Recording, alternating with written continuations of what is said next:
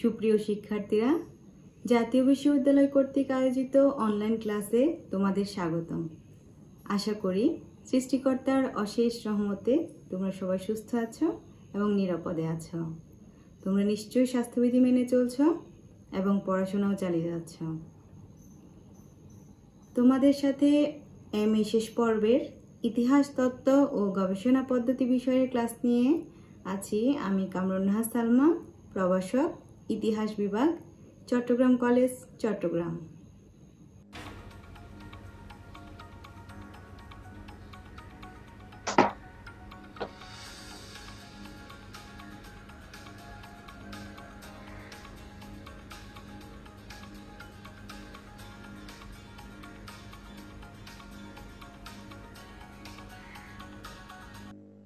সুপ্রিয় শিক্ষার্থীরা, এমএ শেষ পর্বের ইতিহাস তত্ত্ব ও গবেষণা পদ্ধতি বিষয়ের আমরা নবম অধ্যায় নিয়ে আলোচনা করব। গত ক্লাসের ধারাবাহিকতায় আমরা আজকে আলোচনা করব বাংলাদেশি ইতিহাস তত্ত্ব। আমাদের আলোচ্য বিষয় বাংলাদেশি ইতিহাস তত্ত্বের পরিচয় এবং ঐতিহাসিক আব্দুল করিমের ইতিহাস চর্চা।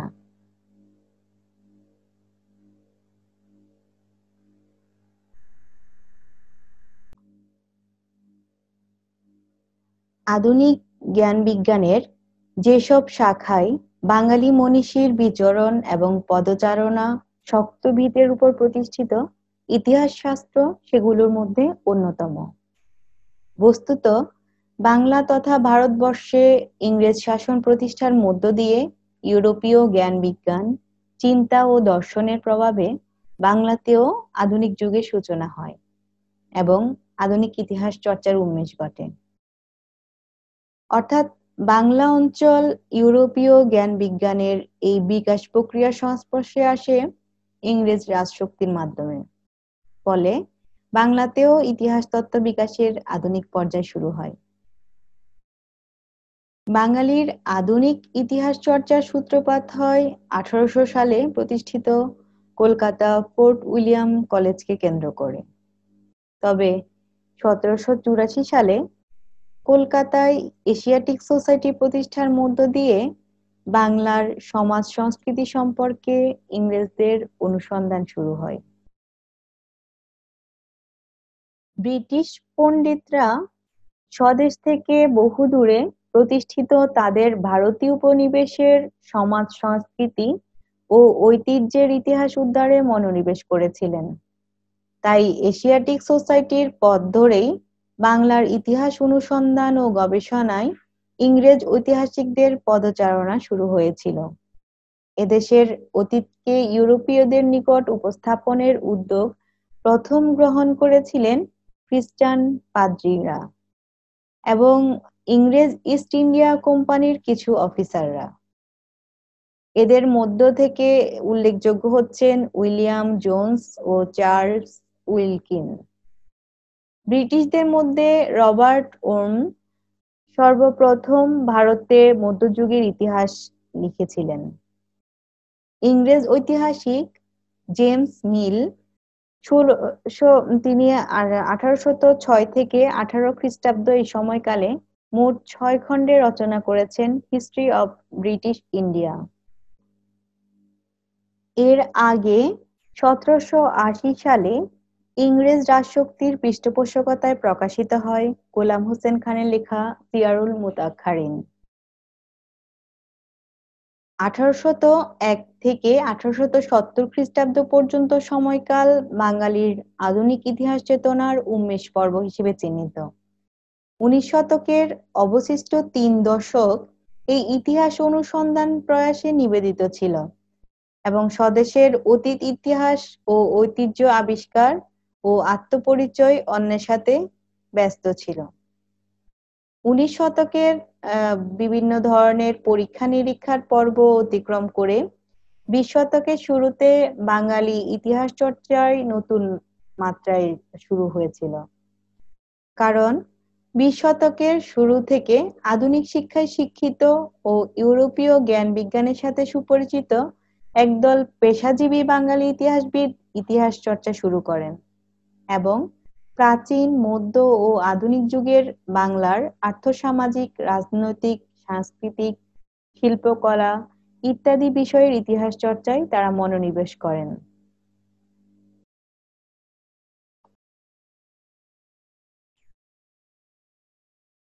এর ধারাবাহিকতায় 20 শতাব্দীর শুরুতে বাঙালির ইতিহাস চর্চার পরিণত পর্ব হিসেবে চিহ্নিত হয়। বিংশ শতাব্দীর প্রথমার্ধে কয়েকজন উল্লেখযোগ্য বাঙালি ইতিহাসবিদ হচ্ছেন স্যার যদুনাথ সরকার, রাখাল দাস বন্দ্যোপাধ্যায়, পণ্ডিত হরপ্রসাদ শাস্ত্রী, সুরেন্দ্রনাথ সেন, রমেশচন্দ্র মজুমদার, নিহার রঞ্জন রায় প্রমুখ ইতিহাসবিদ। আর এদের ধারাবাহিকতায় বাংলাদেশী যেসব ঐতিহাসিক ইতিহাস চর্চায় বিশেষ অবদান রাখেন তাদের মধ্যে উল্লেখযোগ্য হচ্ছেন আবু মোহাম্মদ হাবিবুল্লাহ, আব্দুল করিম, মমতাজুর রহমান তরফদার, সালাউদ্দিন আহমেদ, প্রফেসর শাহানারা হোসেন, অধ্যাপক এ আর মল্লিক, মফিজুল্লাহ কবির প্রমুখ ইতিহাসবিদরা। এরা সবাই বাংলা ও বাঙালির ইতিহাস গবেষণা ও অনুশীলনে তাদের নিজ নিজ ক্ষেত্রে মৌলিক অবদান রেখেছেন এবং বাংলাদেশের ইতিহাস চর্চাকে বিকশিত করেছেন। 19 শতকে বাংলায় ইউরোপীয় জ্ঞান বিজ্ঞান ও জীবনাদর্শের সূচনার কারণে আধুনিক যুগের সূচনা হয়েছিল। বাংলার বিদ্যমান স্থির, স্থবির এবং নিশ্চল সামন্ত আর্থসামাজিক কাঠামোর বিপরীতে ইংরেজ ইস্ট ইন্ডিয়া কোম্পানির নিয়ে আসা নব্য পুঁজিবাদী উৎপাদন পদ্ধতি ও সম্পর্ক এক নতুন ধরনের আর্থসামাজিক অবস্থার সূচনা করেছিল। বস্তুত পাশ্চাত্য প্রভাবের চাপে কাল পরম্পরায় চলে আসা বাংলার ঐতিহ্যবাহী যে সমাজ কাঠামো সেটা ভেঙে পড়েছিল এবং আধুনিক পাশ্চাত্য প্রভাবিত সমাজ কাঠামোর সূচনা হয়েছিল। এই প্রভাবের ধরন এবং প্রতিক্রিয়া ছিল বহুমুখী। এর মধ্যে উল্লেখযোগ্য বিষয় হলো নতুন ভূমিভিত্তিক অভিজাত শ্রেণীর সৃষ্টি, একটি নতুন ব্যবসায়ী শ্রেণীর বিকাশ, নতুন শিক্ষা ব্যবস্থার গোড়াপত্তন, নতুন আর্থসামাজিক ব্যবস্থার ভিত্তি স্থাপন ইত্যাদি। প্রধানত এ পটভূমিতেই বাঙালির ইতিহাস অধ্যয়ন, ইতিহাস গবেষণা, ইতিহাস অনুশীলন শুরু হয়েছিল। অর্থাৎ বলা যায় পাশ্চাত্য ভাবনার ইংরেজ ধারাটি বাঙালির আধুনিক মনন নির্মাণে প্রধান ভূমিকা পালন করেছিল। পাশ্চাত্যের চিন্তা দর্শন ও ভাবাদর্শের প্রভাবে 19 শতকের পথ পরিক্রমা অতিক্রম করে 20 শতকে এসে বাঙালির ইতিহাস চর্চায় গুণগত পরিবর্তন এসেছে এবং এক ধরনের স্থিতি অর্জন করেছে।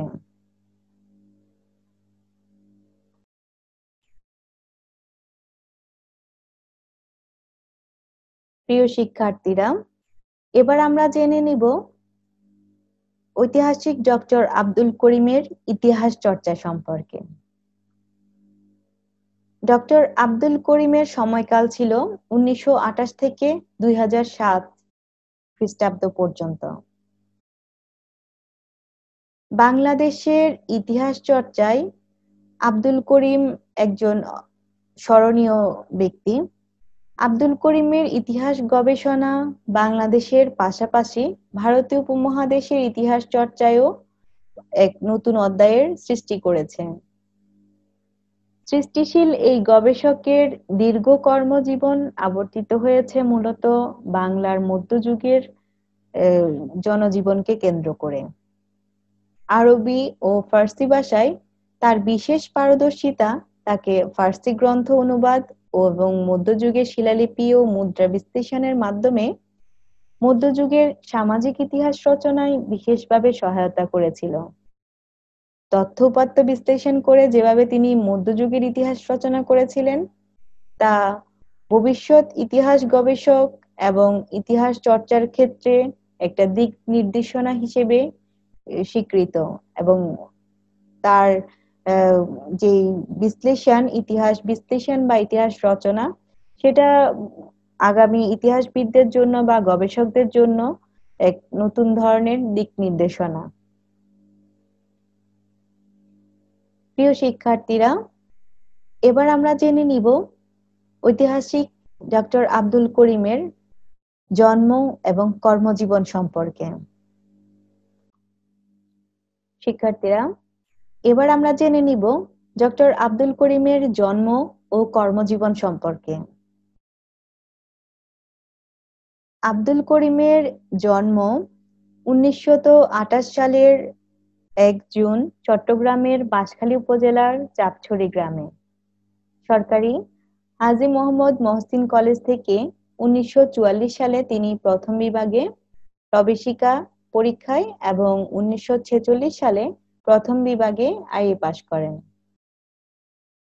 ঢাকা বিশ্ববিদ্যালয় থেকে 1949 সালে তিনি ইতিহাস বিষয়ে দ্বিতীয় শ্রেণীতে বিএ এবং 1950 সালে প্রথম শ্রেণীতে এমএ পাশ করেন।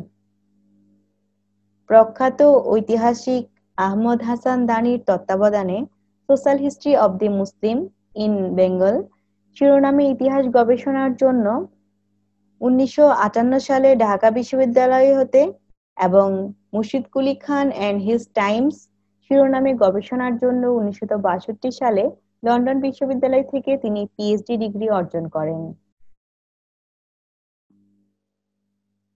বিশ্ববিদ্যালয় থেকে ছাত্র জীবন সমাপ্ত করে 1951 সালে তিনি ঢাকা বিশ্ববিদ্যালয়ের ইতিহাস বিভাগের শিক্ষক হিসেবে যোগদান করেন এবং 1962 সালে রিডার পদে উন্নীত হন।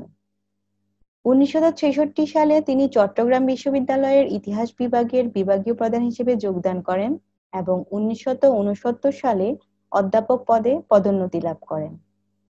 1975 সালে চট্টগ্রাম বিশ্ববিদ্যালয়ের উপাচার্য নিযুক্ত হয়ে 1981 সাল পর্যন্ত তিনি এ দায়িত্ব পালন করেন। কর্মের স্বীকৃতি হিসেবে ডক্টর আব্দুল করিম 1995 সালে 21শে পদকে ভূষিত হন। বাংলার মুদ্রা সংক্রান্ত গবেষণায় তার অবদানের জন্য নিউমিসম্যাটিক সোসাইটি অব ইন্ডিয়া তাকে আকবর সিলভার পদক প্রদান করে। দীর্ঘ কর্মময় জীবন শেষে 2007 সালের 24 জুলাই ডক্টর আব্দুল করিম মৃত্যুবরণ করেন। প্রিয় শিক্ষার্থীরা, এবার আমরা জেনে নিব ডক্টর আব্দুল করিমের ইতিহাস চর্চা সম্পর্কে। ইতিহাস গবেষণার কিংবদন্তি ব্যক্তিত্ব আব্দুল করিম বাংলা ও ইংরেজি ভাষায় প্রায় 40টি গ্রন্থ এবং 200 এর কাছাকাছি মৌলিক প্রবন্ধ রচনা করেন। তিনি ছিলেন মধ্যযুগীয় বাংলার ইতিহাস গবেষণার একজন অন্যতম পথিকৃৎ। কারণ দীর্ঘ সৃষ্টিশীল কর্মজীবনে আব্দুল করিমের পৃথিবী আবর্তিত হয়েছে বাংলার মধ্যযুগের ইতিহাস চর্চাকে কেন্দ্র করে। বাংলার ইতিহাস রচনা করতে গিয়ে ফার্সি ভাষায় রচিত গ্রন্থ, মধ্যযুগের শিলালিপি এবং মুদ্রা, সুফি সাধকদের জীবন চরিত, এমনকি মধ্যযুগীয় বাংলা সাহিত্যের ভান্ডার হতেও তিনি প্রচুর তথ্য সংগ্রহ করেছেন। আব্দুল করিম যেসব ইতিহাস গ্রন্থ রচনা করে খ্যাতি অর্জন করেন তার মধ্যে উল্লেখযোগ্য হলো social history of the Muslim in Bengal. এই গ্রন্থটা 1959 সালে এশিয়াটিক সোসাইটি থেকে প্রকাশিত হয়েছিল। এছাড়া corpus of the Muslim coins in Bengal গ্রন্থটি 1860 সালে এশিয়াটিক সোসাইটি থেকে প্রকাশিত হয়।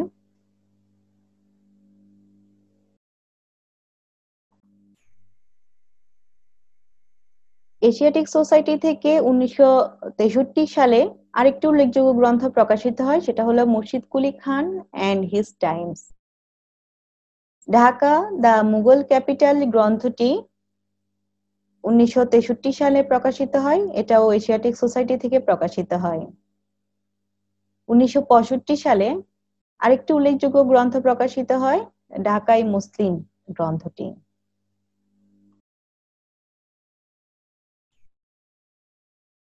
ভারতীয় উপমহাদেশের মুসলিম শাসন নামক গ্রন্থটি প্রকাশিত হয়েছে 1969 সালে। এছাড়া বাংলার ইতিহাস সুলতানি আমল, যেটা বাংলার ইতিহাসের একটি আকর গ্রন্থ হিসেবে মনে করা হয়, এই গ্রন্থটা 1978 সালে প্রকাশিত হয়েছে। Catalogue of coins in the cabinet of the Chittagong university museum, এই গ্রন্থটা 1979 সালে চট্টগ্রাম থেকে প্রকাশিত হয়। আব্দুল করিমের আরেকটি উল্লেখযোগ্য এবং অন্যতম গ্রন্থ বাংলার ইতিহাস মুঘল আমল। এটি 2 খণ্ডে প্রকাশিত হয়েছে।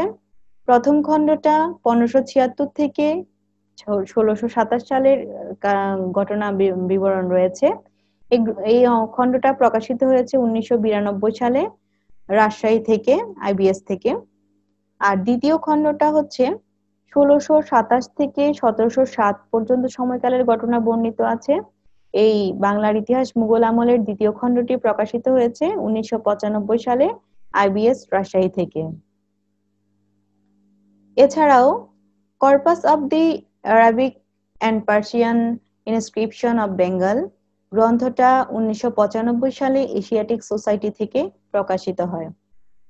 এছাড়াও ডক্টর আব্দুল করিম বাংলা ও ইংরেজি ভাষায় অসংখ্য মৌলিক গবেষণা প্রবন্ধ রচনা করেছেন। ডক্টর আব্দুল করিমের রচিত বাংলা ও ইংরেজি ভাষায় এই সকল মৌলিক প্রবন্ধ দেশে বিদেশের বিভিন্ন জার্নালে প্রকাশিত হয়েছে। ইতিহাস চর্চায় আব্দুল করিমের পরিমণ্ডল বাংলার ইতিহাসের মধ্যযুগ, মুসলমানদের আগমনে বাংলার রাজনৈতিক ও সামাজিক ক্ষেত্রে যে প্রতিক্রিয়া সৃষ্টি হয়েছিল তারই বিভিন্ন দিক আব্দুল করিম তুলে ধরেছেন তার ইতিহাস গবেষণায়। বিভিন্ন সভ্যতার মিলনের প্রতিক্রিয়া ও বিভিন্ন জাতির মিলনের ফলে যে সমাজের উদ্ভব হয় তার ইতিহাস নিঃসন্দেহে আকর্ষণীয় ইতিহাস। আর এই বিষয়গুলোই তুলে ধরার চেষ্টা করেছেন ডক্টর আব্দুল করিম তার ইতিহাস গ্রন্থে।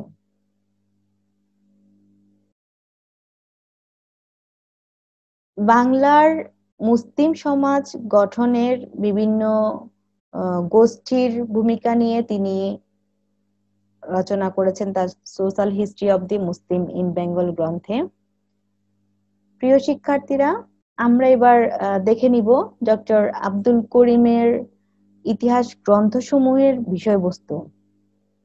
প্রথমে আমরা বলেছি যে history of the Muslim in Bengal গ্রন্থ, social history of the Muslim in Bengal, এই গ্রন্থে তিনি উল্লেখ করেছেন বাংলার মুসলিম সমাজ গঠনের বিভিন্ন গোষ্ঠীর অবদান নিয়ে। বিশেষ করে সুলতান, সুফি, বুদ্ধিজীবী এই সমস্ত গোষ্ঠীর যে অবদান ছিল বাংলার মুসলিম সমাজ গঠনের ক্ষেত্রে, সেই অবদানের নিয়ে বিস্তারিত আলোচনা এবং বাংলার মাটিতে ইসলামের যে রূপ এবং যে সামাজিক পরিবর্তন এনেছে সেই বিষয়গুলো তিনি এই গ্রন্থে তুলে ধরেছেন। তার আরেকটি উল্লেখযোগ্য গ্রন্থ মুর্শিদ Quli Khan and his Times, গ্রন্থটাতে অষ্টাদশ শতাব্দীর বাংলার অন্যতম শাসনকর্তা মুর্শিদ কুলি খানের শাসনামল নিয়ে আলোচনা করেছেন। অষ্টাদশ শতাব্দীর বাংলা শাসনকর্তাদের মধ্যে মূলত মুর্শিদ কুলি খানের শাসনামল খুবই গুরুত্বপূর্ণ, কারণ এ সময় ইউরোপীয় বণিকরা এদেশে বেশ ঝেঁকে বসেছিল। মূলত তারা তখন থেকেই এদেশে তাদের খুঁটি গাড়তে শুরু করে।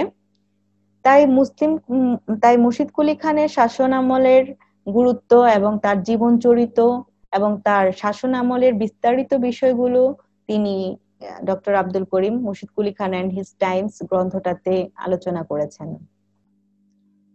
সেই সাথে তিনি মুর্শিদ কুলি খানের শাসনামলে বাংলার সামাজিক এবং অর্থনৈতিক অবস্থা এবং তার শাসনের কারণে বাংলার জনগণের যে প্রতিক্রিয়া ছিল সেই বিষয়গুলো খুব নিষ্ঠার সাথে তুলে ধরার চেষ্টা করেছেন।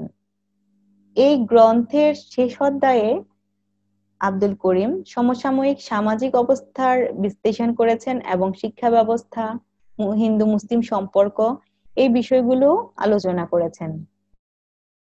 যদিও একজন শাসককে কেন্দ্র করে আব্দুল করিম এই গ্রন্থটি রচনা করেছেন, কিন্তু ব্যক্তির চেয়ে ওই যুগের বাস্তব অবস্থাকে বিশ্লেষণ করার চেষ্টাই তিনি এখানে বেশি করেছেন এবং সেক্ষেত্রে তিনি সফলও হয়েছেন।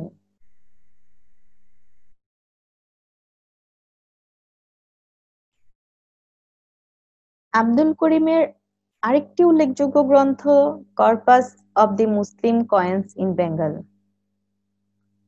ইতিহাস রচনার ক্ষেত্রে উৎসের অপ্রতুলতা আব্দুল করিমকে কখনোই পথভ্রষ্ট করেনি।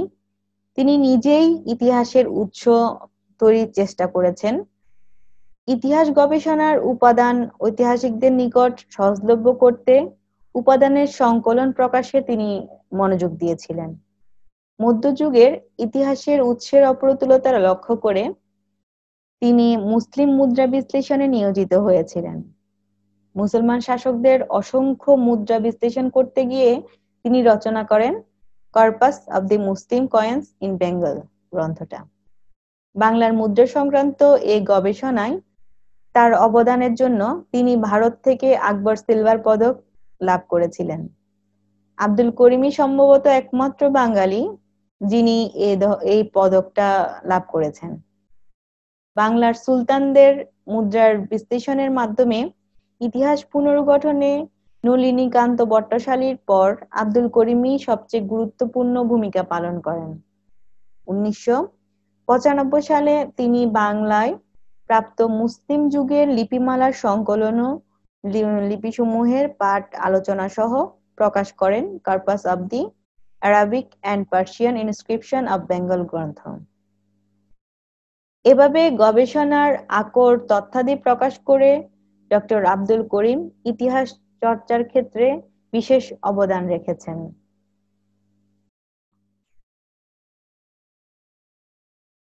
আব্দুল করিমের আরেকটি বিশেষ গ্রন্থ হলো ঢাকা দি মুঘল ক্যাপিটাল। ঢাকার উপর দেশি বিদেশি অনেক মনীষী গ্রন্থ রচনা করেছিল, কিন্তু তাদের গ্রন্থের মূল বিষয় ছিল ঢাকার পুরাকীর্তি। যেহেতু ঢাকা একটা সমৃদ্ধ মুঘল রাজধানী ছিল, তাই মুঘল রাজধানী থাকাকালীন ঢাকার ক্রমবিকাশ এবং রাজধানীর মর্যাদা হারাবার পর ঢাকার ক্রমাবনতি উভয় দিকে তিনি তুলে ধরার চেষ্টা করেছেন এই গ্রন্থে। ঢাকার উত্থান পতনের ইতিহাসের অর্থনৈতিক দিকও প্রাধান্য পেয়েছে আব্দুল করিমের ঢাকা দি মুঘল ক্যাপিটাল গ্রন্থে। অর্থনৈতিক কর্মকাণ্ড যে একটি শহরের সমৃদ্ধি বা অবনতির জন্য গুরুত্বপূর্ণ এবং প্রধান বিষয় হিসেবে কাজ করে, এই বিষয়টা ডক্টর আব্দুল করিম অত্যন্ত স্পষ্টভাবে এই গ্রন্থে তুলে ধরেছেন।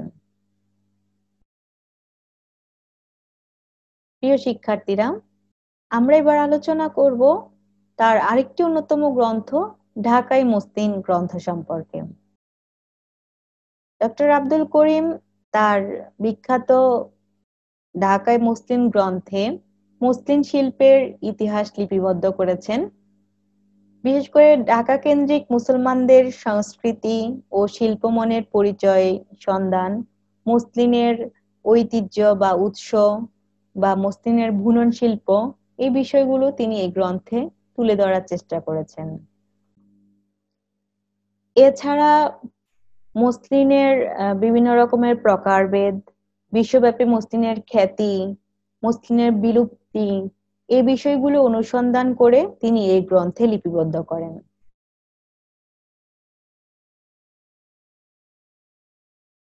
আব্দুল করিমের অন্যতম কীর্তি বা অন্যতম অবদান তার বাংলার ইতিহাস সুলতানি আমল গ্রন্থটি।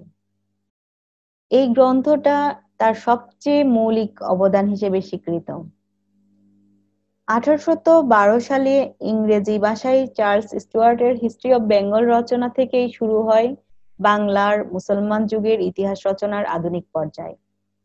বিগত প্রায় 2 শতাব্দী কালের বাংলার ইতিহাসের সুলতানি যুগের ইতিহাস বিষয়ে যেসব তথ্য সংগৃহীত হয়েছে এবং যেসব গবেষণা কর্ম প্রকাশিত হয়েছে, তার সমন্বিত রূপ হিসেবে চিহ্নিত করা যায় এই গ্রন্থটাকে।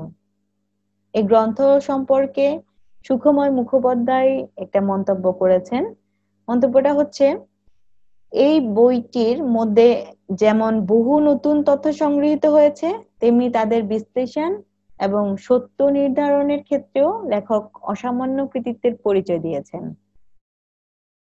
অর্থাৎ আব্দুল করিম তার বাংলার ইতিহাস সুলতানি আমল গ্রন্থটাতে যে সকল তথ্য উপাত্ত বিশ্লেষণ করেছেন এবং যাচাই বাছাই করে তিনি তুলে ধরার চেষ্টা করেছেন, সেটা তার অসাধারণ এবং অসামান্য কৃতিত্বের পরিচায়ক। ডক্টর আব্দুল করিমের এই বইটি খুবই গুরুত্বপূর্ণ একটি বই এবং এটি বাংলার ইতিহাস রচনার ক্ষেত্রে একটি দিক নির্দেশনামূলক বই হিসেবে খ্যাতি অর্জন করেছে।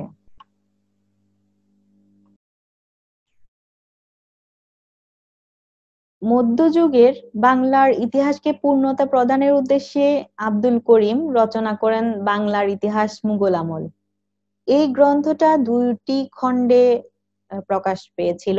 প্রথম খণ্ডটার আলোচ্য বিষয় ছিল 1576 থেকে 1627 খ্রিস্টাব্দ পর্যন্ত সময়কালের ঘটনা, আর পরের খণ্ডটা, দ্বিতীয় খণ্ডের বিষয়বস্তু ছিল 1627 থেকে 1707 খ্রিস্টাব্দ পর্যন্ত সময়কালের ঘটনা। ইসলাম খানের বাংলা বিজয় এবং তার চরিত্র কৃতিত্ব বিশ্লেষণ, বাংলার মুঘল সুবাদারদের কালানুক্রমিক আলোচনা সহ বাংলার 12 ভূঁইয়াদের উপর অনেক নতুন নতুন তথ্য তিনি এই প্রথম খণ্ডে আলোচনা করেছেন, বা প্রথম খণ্ডে তিনি নতুন নতুন তথ্যের সন্ধান দিয়েছেন। আর দ্বিতীয় খণ্ডে শাহ সুজার আরাকানে পলায়ন থেকে শুরু করে তার মৃত্যু, মুঘল সুবাদারদের অনেক গুরুত্বপূর্ণ তথ্য তিনি দ্বিতীয় খণ্ডে সংযোজন করেছেন। মুঘল বাংলার ইতিহাসের নানা সীমাবদ্ধতাও এই গ্রন্থের মাধ্যমে তিনি তুলে ধরার চেষ্টা করেছিলেন। বিশেষ করে বাংলার ইতিহাসের মুঘল যুগের যে সময়কালের ইতিহাসের তথ্য জানার জন্য ডক্টর আব্দুল করিমের রচিত বাংলার ইতিহাস মুঘল যুগ মুঘল আমল গ্রন্থটা একটা আকর গ্রন্থ হিসেবে খ্যাতি অর্জন করেছে।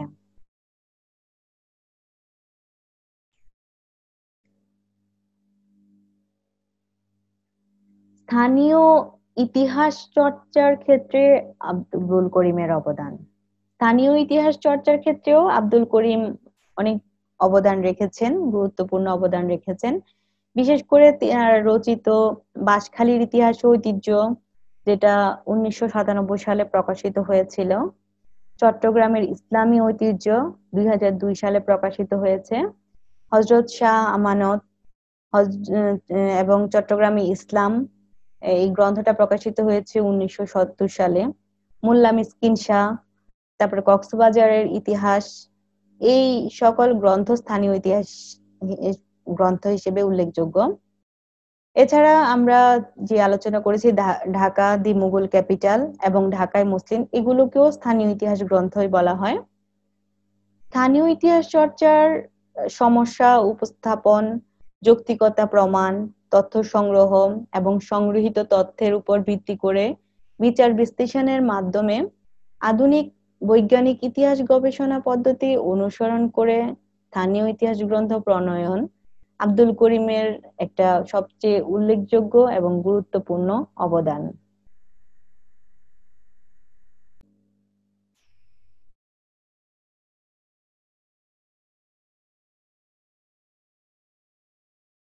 মধ্যযুগীয় বাংলার ইতিহাস চর্চা বিংশ শতাব্দীর মাঝামাঝি পর্যন্ত মূলত রাজনৈতিক ইতিহাসেই সীমাবদ্ধ ছিল।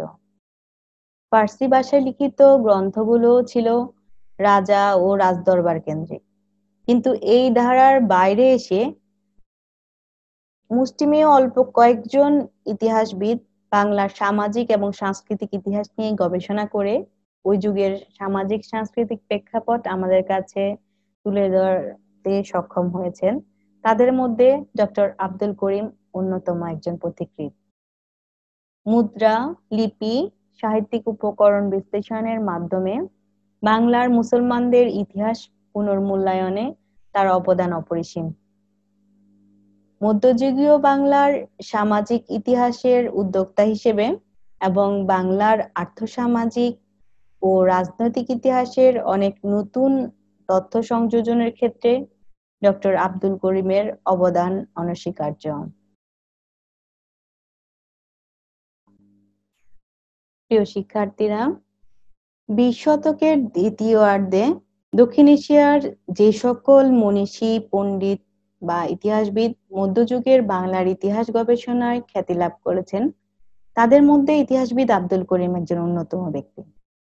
তার ইতিহাস চর্চার মূল বিচরণ ক্ষেত্র হলো বাংলার ইতিহাসের মধ্যযুগ অর্থাৎ মুসলিম শাসিত বাংলার ইতিহাস। বাংলার ইতিহাসের আধুনিক যুগের উপর ব্যাপক গবেষণা হলেও মধ্যযুগের উপর গবেষণা কর্ম খুবই কম ছিল। আর এই সময়ের উপর গুরুত্বপূর্ণ আলোচনা করেছেন ডক্টর আব্দুল করিম। ঐতিহাসিক ডক্টর আব্দুল করিম একজন প্রতিভাবান ইতিহাসবিদ ছিলেন। তিনি আরবি, ফার্সি এই সমস্ত ভাষায়ও তিনি পারদর্শী ছিলেন, যে কারণে তিনি একসাথে যে বাংলা এবং ইংরেজি ভাষায় ইতিহাস গ্রন্থ এবং ইতিহাস বিষয়ক প্রবন্ধ লেখার পাশাপাশি তিনি বিভিন্ন মধ্যযুগীয় বা মুসলিম শাসন আমলের বিভিন্ন শিলালিপি, মুদ্রা এবং সুফি সাধকদের জীবন চরিত্র থেকে তথ্য সংগ্রহ করতে সক্ষম হয়েছিলেন।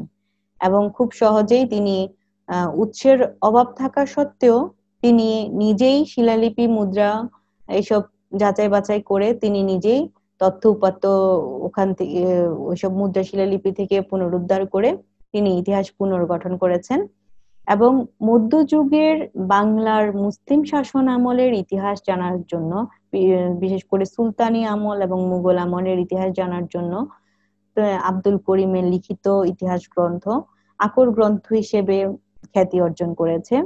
এছাড়াও মধ্যযুগের ইতিহাসের বিভিন্ন উৎসর জন্য যেগুলো ডক্টর আব্দুল করিম আরবি এবং ফার্সি ভাষার বিভিন্ন উৎস থেকে তিনি তথ্য উপাত্ত সংগ্রহ করে ইতিহাস রচনার উৎসের আকর গ্রন্থগুলোই তিনি রচনা করেছিলেন।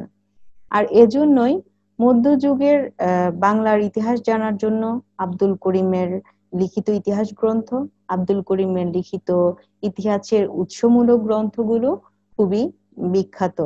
এবং সেই সাথে তার ইতিহাস গ্রন্থ আগামী প্রজন্মের জন্য বা ভবিষ্যৎ ইতিহাস গবেষকদের জন্য দিক নির্দেশনামূলক গ্রন্থ হিসেবে খ্যাতি অর্জন করে আছে।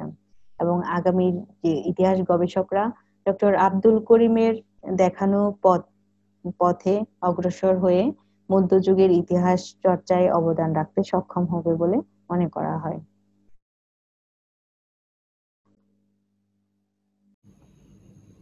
প্রিয় শিক্ষার্থীরা, আজকে আমরা জানলাম বাংলাদেশি ইতিহাস তত্ত্ব এবং বাংলাদেশের অন্যতম একজন ইতিহাসবিদ ডক্টর আব্দুল করিম সম্পর্কে।